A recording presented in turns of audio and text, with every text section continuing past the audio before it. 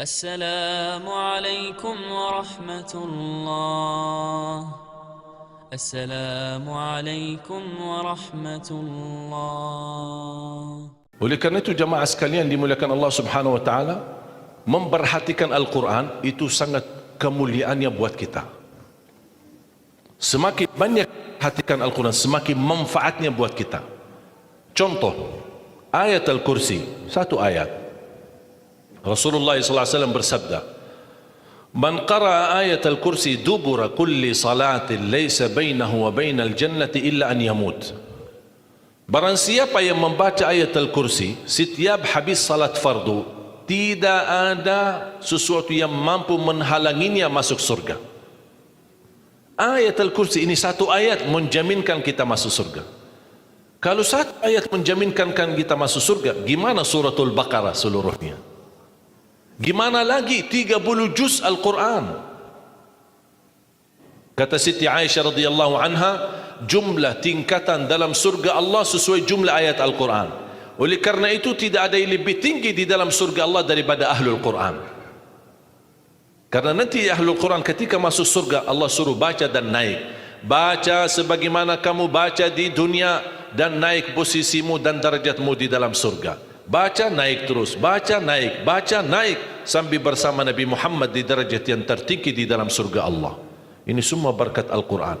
Belum lagi syafaat Al-Quran, belum lagi anak penghafal Al-Quran menhadiahkan 2 mahkota untuk kedua orang tuanya, belum lagi setiap satu huruf dapat 10 kebaikan, belum lagi Al-Quran akan menemani kita saat sakratul maut, belum lagi Al-Quran akan temani kita saat menghadapi mungkar nakir di dalam kubur, belum lagi saat dibangkitkan oleh Allah akan bersama Al-Quran sama kita, belum lagi saat dihisab Al-Quran akan menemani kita, belum lagi saat kita berjalan di atas sirat Al-Quran masih berkenan menemani kita sampai ke pintu surga.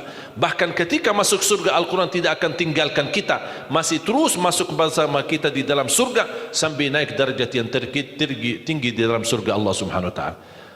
Kewajiban kita cuma satu, coba berapa panjang balasan Al-Quran sampai ke surga, tapi diminta cuma satu, berkenan menjadikan Al-Quran teman kita di dunia.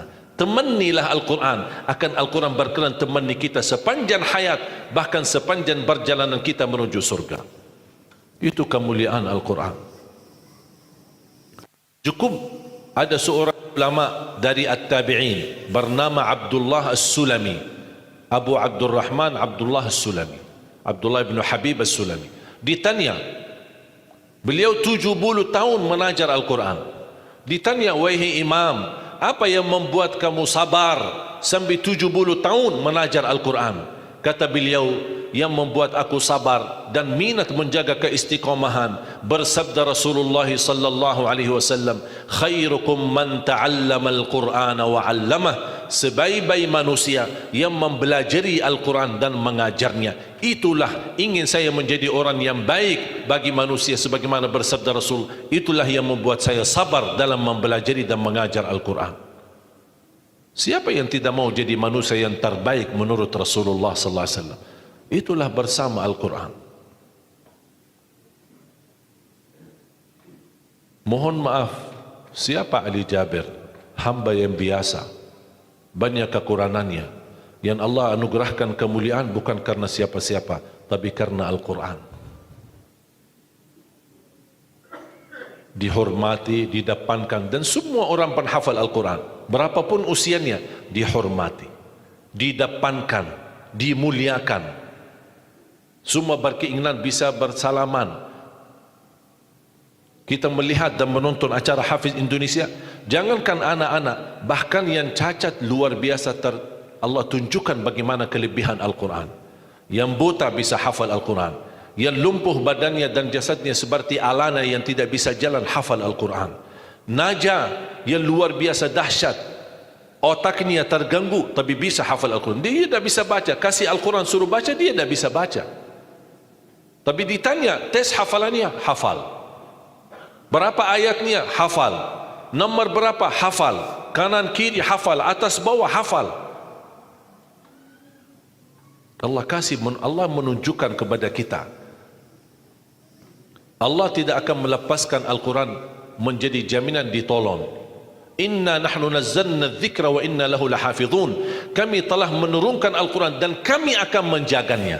Di antara terjaga Al-Quran secara fisik, terjaga Al-Quran secara tulisan, terjaga Al-Quran secara suara, dan terjaga ahlul Quran, para penghafal Al-Quran.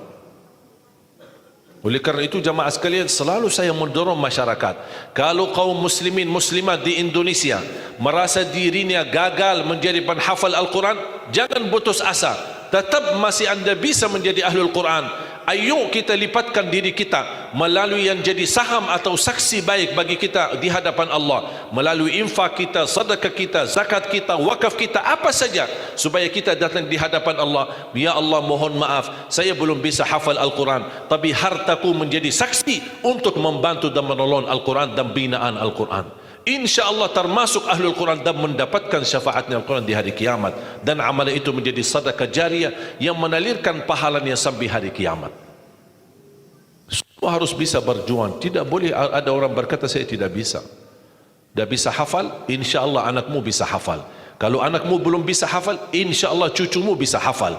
Kalau itu pun tidak berhasil, InsyaAllah saham walaupun sedikit seikhlasnya bisa menjadi saksi baik. Infaknya, sedekahnya, ikhlasnya, zakatnya, wakafnya, semua bisa menjadi saksi baik.